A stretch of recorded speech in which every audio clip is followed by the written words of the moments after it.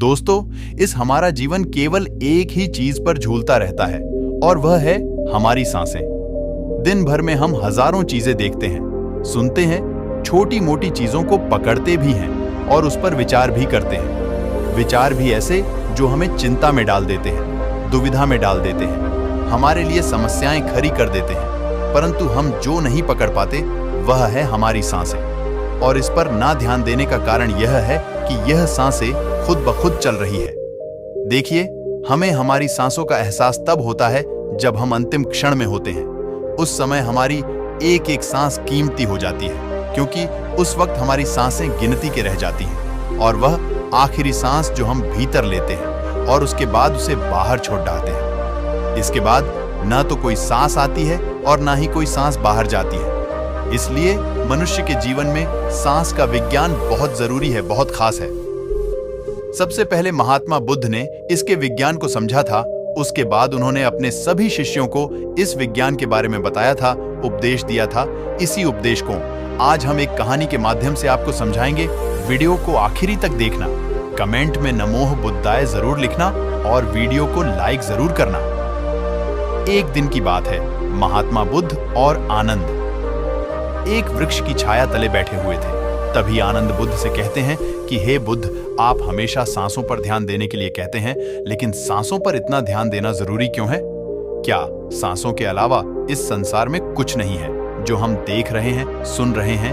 क्या हम उन पर ध्यान केंद्रित नहीं कर सकते? हमारे भीतर जो धड़कन है, क्या हम उसे पर ध्यान नहीं दे सकते? तब महात्मा बुद्ध आनंद के प्रश्न से मुस्कुराते हुए कहते हैं, उत्तर देते हुए कहते हैं, ऐ भंते, ध्यान तो हम किसी भी चीज पर दे सकते हैं, लेकिन हर समय हर चीज उपलब्ध नहीं रहती है। वहीं दूसरी तरफ हमारी सांसें जो हमें जन्म से ही मिल जाती है और हमारे मृत्यु के साथ ही रहती है। फिर चाहे हमारे जीवन में किसी भी प्रकार की परिस्थितियां क्यों ना आना परे, चाहे कितनी भी दुविधा क्यों ना हो, कितनी पीड़ा, कितनी भी समस्या क्यों ना हो, हमारी सांसें हमारा साथ नहीं छोड़ती है। सांसें हमारे हर परिस्थिति में हमारे साथ रहती है। एक हमारी सांस ही तो है जो हमारे भीतर यानी कि हमारे अंतर्मन से जुड़ी होती है, और बाकी ऐसी कोई भी चीज नहीं जो हमारे अंतर्मन से जुड़ पाए। तब आनंद कहते हैं कि हे बुद्ध, आप कहते हैं कि हमारी सांसें हमारे अंतर्मन से जुड़ी हुई हैं, लेकिन ये किस प्रकार? तब बुद्ध उत्तर देते हुए आनंद से कहते हैं, जब तुम क्रोधित होते हो तो तुम्हारी सांसें तेज चलने लगती हैं। वही जब तुम आनंद से परिपूर्ण होते हो तब तुम खुश महसूस करते हो। उस समय तुम्हारी सांस से मध्यम या फिर धीमी चल रही होती है और तुम्हारी सांस से पहले से ही शांत हो जाती है। जब तुम सोते हो तब तुम्हारी सांस से अलग प्रकार से चलती है, और जब तुम जागते हो तब तुम्हारी सांसें अलग प्रकार से चलती है। इसी प्रकार हमसे, जब हमारा शरीर, हमारा अंतर्मन किसी प्रकार की भावना प्रकट करना चाहता है, तब हमारी सांसें अलग अलग प्रकार से चलती हैं, और इन सब भावना के प्रकट होने से पहले ही हमारी सांसों में परिवर्तन देखने को मिल जाता है। हमारी सांसों से हमारे भीतर आने वाले उन विचारों के बारे में पहले ही पता चल जाता है, जिसे देखकर कोई साधारण सा मनुष्य भी जान जाता है कि आपके भीतर किस प्रकार की भावना चल रही है और किस तरह के विचार चल रहे हैं। इसीलिए मैं कह रहा हूं कि हमारी सांसें अंतर्मन से जुड़ी हुई है, और इसे कोई साधारण सा मनुष्य भी देख और समझ सकता है। हमारी सांसें ही हमारे जीवन का आधार है। इस पर आनंद कहते हैं कि यह बुद्ध, आप कह रहे हैं कि हमारी सांसें ही हमारे जीवन का आधार है, लेकिन क्या आपने कभी इस तरह से देखने की कोशिश की है? यदि हम भोजन न करें, पानी न पिए, तो क्या हमारी मृत्यु नहीं हो जाएगी? क्या वह हमारे जीवन का आधार नहीं है? आनंद के इस प्रश्न पर महात्मा बुद्ध मुस्कुराने लगते हैं और कहते हैं, आनंद, पानी के बिना जब तुम अपने प्राण त्याग रहे होंगे तो जो तुम्हें सबसे आखिरी में छोड़ेगा वह है तुम्हारी सांसें। वहीं पर जब भोजन के कारण तुम्हारी मृत्यु हो रही होगी तो सबसे आखिरी में जो तुम्हें छोड़ेगी वह भी तुम्हारी सांसें ही होगी। इस दुनिया में मिला हुआ सब कुछ तुम्हारा पहले ही साथ छोड़ देगा, लेकिन आखिरी में जो तुम्हारा साथ छोड़ता है वह है तुम्हारी सांसें। हमारी सांसें हमारी हर भावना से जुड़ी हुई होती है, और हम सब अपने जीवन में हर प्रकार की चीजों पर विचार करते हैं, हर प्रकार की चीजों को देखते हैं, समझते हैं, लेकिन कभी भी अपनी सांसों पर ध्यान केंद्रित नहीं करते हैं, और ना ही उसे पर विचार करते हैं, और ना ही उसे पकड़ने की कोशिश करते हैं। महात्मा बुद्ध आगे आनंद से कहते हैं कि आनंद जिस प्रकार हम सांस ले रहे हैं उसी प्रकार यह ब्रह्मांड भी सांसें ले रहा है। क्या तुमने कभी यह महसूस किया है कि जब रात में तुम सोते समय अकेले होते हो, एकांत में होते हैं और वहां पर दूसरा कोई और नहीं होता, तब सारा ध्यान तुम्हारा उस वक्त सांसों पर होता है, जब तुम उस वक्त अपनी सांसों की आवाज साफ साफ सुन सकते हो। हाँ, यह बात अलग है कि तुमने अपनी सांसों की आवाज कई दफा सुनी होगी। जब हम छोटे बच्चे रहे होंगे तब भी तुमने अपनी सांसों की आवाज जरूर सुनी होगी, क्योंकि हर बच्चा अपने बचपन में अपनी सांसों की आवाज जरूर सुनता है। जिस प्रकार तुम्हारी सांस है, ठीक उसी प्रकार की आवाज ब्रह्मांड में भी घुसती है। जब हम ध्यान में होते हैं तो चारों तरफ एक अजीब सा सन्नाटा होता है और हमें एक अजीब सी आवाज सुनाई देती है, और ये आवाज बिल्कुल हमारी सांसों की तरह ही होती है। तब आनंद महात्मा बुद्ध से कहते हैं कि ए बुद्ध, आप कहते हैं कि ध्यान में हम अपनी सांसों की आवाज को सुन सकते हैं, और ये ब्रह्मांड भी सांस ले रहा है और इन सांसों की आवाज भी बिल्कुल हमारी सांसों की तरह ही है। लेकिन मैंने तो कभी ध्यान में यह महसूस नहीं किया, और ना ही मैंने कभी मैं अपनी सांसों की आवाज को सुना है। इस पर महात्मा बुद्ध कहते हैं कि आनंद, तुम्हें और भी गहन ध्यान में उतरना होगा, तभी तुम अपनी सांसों की आवाज को सुन सकते हो। यह ब्रह्मांड जो सांस ले रहा है उसकी आवाज से खुद को जोड़ पाओगे। हम अपनी सांस के जरिए ही हम ब्रह्मांड से जुड़ पाते हैं, और इसके लिए तुम्हें और भी गहरे ध्यान में उतरना होगा, तभी तुम इन सांसों की आवाज को सुन सकते हो, इन्हें महसूस कर सकते हो। आगे आनंद बुद्ध से कहते हैं, ए बुद्ध, परंतु कई लोग मुझे ये कहते रहते हैं कि अपनी सांसों पर ध्यान दें। मतलब क्या करें? सांसों पर ध्यान देने के लिए क्या किया जाता है? तब महात्मा बुद्ध इस प्रश्न का जवाब देते हुए कहते हैं कि आनंद, जब कोई अपनी सांस पर ध्यान देता है तो इसका मतलब केवल सांसों पर ध्यान ही नहीं होता है, परंतु हम मनुष्य किसी भी चीज को कठिन रूप से लेते हैं। हम किसी भी चीज को सरलता से नहीं लेते, इसलिए हम सरल से सरल चीजों को कठिन बना देते हैं। क्या सांसों पर ध्यान देना इतना मुश्किल? हमारी सांस तो स्वयं चल रहे हैं, बस आपको उसी पर ध्यान ही तो केंद्रित करना है। वह जैसे भी चल रही है उसे चलने दे, बस अपना ध्यान अपनी सांसों पर लगाओ। वह कब अंदर जा रही है, कब बाहर आ रही है, बस इतना ही तो करना है। आपकी ध्यान के केंद्र में वहां भी सांसें ही होनी चाहिए। यदि वास्तविक देखी जाए तो यह भी सत्य है कि हमारे पूरे जीवन काल में हमारी सांस से ही हमारे केंद्र में होती है। इन सांसों के इर्द गिर्द, अर्थात इसकी चारों ओर ही सब कुछ चलता रहता है। फिर वह चाहे आपके विचार में दुख हो, दर्द हो, रोना, चिल्लाना, प्रेम, इच्छा, क्रोध, दया करना, फिर वह चाहे किसी भी प्रकार की भावना क्यों ना, बस आपको अपनी सांसों पर ध्यान केंद्रित करना है और इन सभी विचारों को देखते जाना है, और देखते ही देखते तुम इसमें निपुण हो जाओगे। फिर चाहे इर्द गिर्द कुछ भी क्यों ना हो, तुम्हारा ध्यान केवल तुम्हारी सांसों पर ही होगा, और अंत में तुम सत्य ही देख पाओगे। और जब तुम्हें इस बात का एहसास होगा कि तुम तो सांस नहीं ले रहे, सांस तो तुम्हारा शरीर ही ले रहा है, और मैं तो कोई और हूं। मैं तो ना सांस और ना ही शरीर हूं, मैं तो कुछ अलग ही हूं, मैं तो कुछ और ही हूं। जैसे किसी व्यक्ति की जब यात्रा चली जाती है तो वह भूल जाता है कि वह कौन है, ठीक उसी प्रकार तुम्हें भी सत्य का ज्ञान हो जाएंगे। जब हम खुद ही पहली बार सत्य से मिलते हैं, वहीं से हमारी यात्रा शुरू हो जाती है। मैं कौन?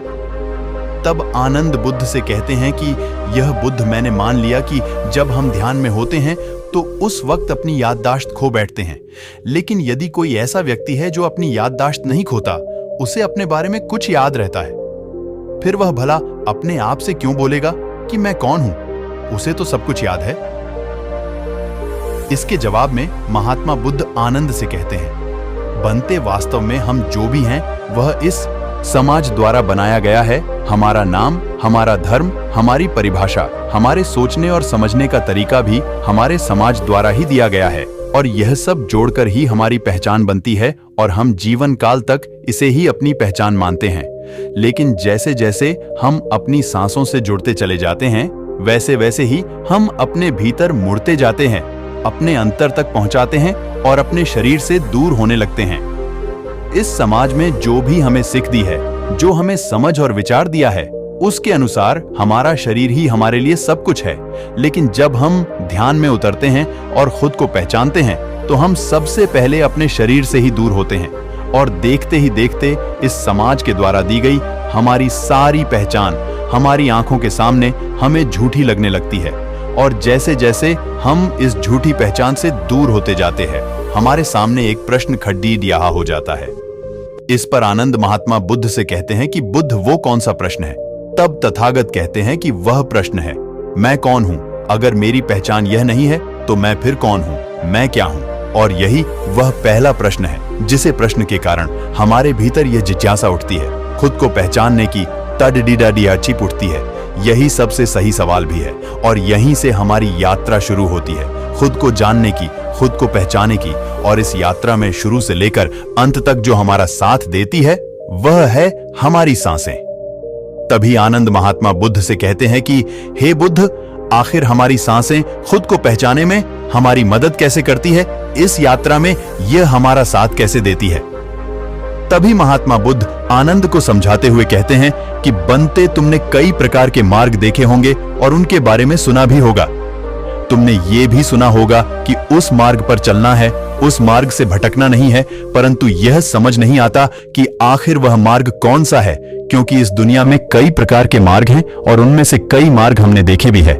और मान लीजिए कि यदि आपने नहीं भी देखा तो उन मार्गों पर आपको तो चलना ही है, क्योंकि यह वही मार्ग है जिन पर चलकर हम अपने मंजिल तक पहुंच सकते हैं, जो हमें हमारी आंखों से दिखाई पड़ते हैं। लेकिन हमारे अंतर में जो मार्ग है वह हम में दिखाई नहीं पड़ता।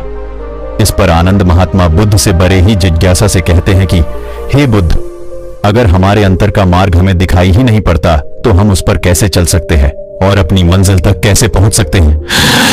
तभी महात्मा बुद्ध इस प्रश्न का जवाब देते हुए कहते हैं कि क्योंकि आनंद, यह मार्ग हमारी सांसों से बना है और तुम्हें अपनी सांसों पर ही चलना होता है। क्या तुमने गौर किया है कि हम जिंदगी भर यहाँ वहां की यात्रा करते रहते हैं, कौन कौन से मार्ग पर चलते रहते हैं, यहां से वहां घूमते रहते हैं, लेकिन इस धरती पर आप चाहे जितना भी चले हो, आपने बड़ी से बड़ी मंजिल तक का रास्ता भी तय किया हो, लेकिन वास्तविकता तो यही है कि यह कोई यात्रा नहीं है। यात्रा तो वह है जब आपने जन्म लिया और पहली सांस ली, और जिसकी आखिरी मंजिल आपकी आखिर सांस अर्थात मृत्यु है। हमारे जन्म से ही हम सांसों के माध्यम से अपने जीवन को जीते हैं, अपने जीवन की यात्रा में आगे बढ़ते हैं, और सांसों से ही आपके भीतर की यात्रा भी चलती है। इसलिए यह जरूरी है कि तुम अपनी सांसों की अहमियत को समझो, क्योंकि वास्तविकता देखी जाए तो सांसें ही समय है और समय सीमित है, और इस समय को व्यर्थ की चीजों में ना लगाओ। व्यर्थ की चीजों में से बर्बाद मत करो, जो जरूरी है वह करो। मैं यह नहीं कहता कि आप अध्यात्म के मार्ग पर ही चले खुद की खोज करें। आप बाहर के जीवन में बहुत कुछ कर सकते हैं, लोगों के लिए, समाज के लिए, और भी बहुत कुछ जो आप करना चाहे वह सब आप कर सकते हैं। किंतु यह सब वही कर सकता है जो पहले से ही भीतर की ओर जी रहा है, जो पहले से ही अपनी सांसों की अहमियत को जानता है, अपने सांसों के मार्ग पर चल रहा है, जो खुद को जानता है। क्योंकि जो लोग बाहर का जीवन जी रहे हैं, जो लोग बाहर की दुनिया को देख रहे हैं, वह लोग तो हमेशा से ही दुविधा में हैं। उन्हें तो खुद पर ही शक होता है। तो वैसे लोग भला अपनी मंजिल तक कैसे पहुंच सकते हैं? वह लोग सांसों के मार्ग को भला कैसे तय कर सकते हैं? उनका आधा से ज्यादा जीवन तो चिंता में ही डूब जाता है। वह लोग दूसरे के लिए भला क्या कर पाएंगे? समाज के लिए क्या कर पाएंगे? ऐसे लोग अपने पूरे जीवन काल में भटकते ही रह जाते हैं, और ऐसे लोग कभी अपनी मंजिल तक नहीं पहुंच पाए। और जीवन के अंतिम समय में जब उनके पास सिर्फ गिनती की सांसें रह जाती हैं, और तब उन्हें एहसास होता है कि उन्होंने तो कुछ किया ही नहीं, और तब उन्हें अपनी गलती एहसास होता है, लेकिन तब तक समय उनके हाथों से निकल चुका होता है, और तब उन्हें अपने जीने पर पछतावा होता है। और ऐसे लोग अपने अंतिम समय में रोते हैं, चिल्लाते हैं, बिलखते हैं कि काश उन्हें थोड़ा सा और समय मिल गया होता तो वह लोग दूसरे के लिए जरूर कुछ ना कुछ करते, समाज के लिए अवश्य कुछ ना कुछ करते। लेकिन वास्तविकता तो यही है कि अगर उन्हें कुछ समय और मिल जाता है तब भी वह कुछ नहीं करते, क्योंकि जब तक वह अपने भीतर की यात्रा में प्रवेश नहीं करेंगे, जब तक आप खुद को नहीं जानेंगे, तब तक आप दूसरे की मदद नहीं कर पाएंगे। आगे महात्मा बुद्ध आनंद से कहते हैं कि इसलिए अपने सांसों की अहमियत को समझो, इस समय को यूं ही व्यर्थ ना जाने दो। तुम्हारा जीवन बहुत ही कीमती है, इसलिए अपने जीवन की कीमत को समझो और इसका सही उपयोग करो। इतना कहकर महात्मा बुद्ध मौन हो गए। आनंद को भी पता चल चुका था कि सांसों का हमारे जीवन में क्या अहमियत है और किस प्रकार से यह हमें आंतरिक और बाहरी दुनिया से जोड़े रखती है और किस प्रकार से अपनी सांसों का इस्तेमाल करके हर बड़े से बड़े लक्ष्यों को हासिल कर सकते हैं। दोस्तों, हमारे साथ भी कुछ ऐसा ही होता है। हम अपने पूरे जीवन काल में महंगी से महंगी चीजों के पीछे भागते रहते हैं, अपनी इच्छाओं की पूर्ति करना चाहते हैं, लेकिन हम अपनी सबसे कीमती चीज अर्थात अपनी सांसों के बारे में भूल ही जाते हैं, जो कि सबसे ज्यादा कीमती है। हमारी सांसें ही हमारा समय है और समय कभी नहीं रुकता और समय बहुत सीमित है। इस बात का एहसास आपको कब होगा? जिन लोगों को इस बात का एहसास है वह अपने जीवन में आंतरिक यात्रा कर रहे हैं, जीवन के बड़े से बड़े लक्ष्यों को हासिल कर रहे हैं। उन्होंने अपने जीवन में ऊंचाइयों को हासिल किया है और वह लगातार ऊंचाइयों को हासिल करते भी जा रहे हैं, लेकिन अधिकांश लोग अब भी भटके हुए हैं। उन्हें यह समझ नहीं आ रहा कि यह समय हमारे साथ हमेशा नहीं रहने वाला। आज नहीं तो कल हमारी सांसें खत्म हो जाएंगी और हमें इस शरीर को छोड़ना ही होगा। हम कितना भी रोए चीखे चिल्लाए, उससे कोई फर्क नहीं पड़ेगा, हमें और समय नहीं मिलेगा। इसलिए अपने समय की कद्र करें, अपने सांसों की कद्र करें, अपने आप को समझे और सही मार्ग पर चले।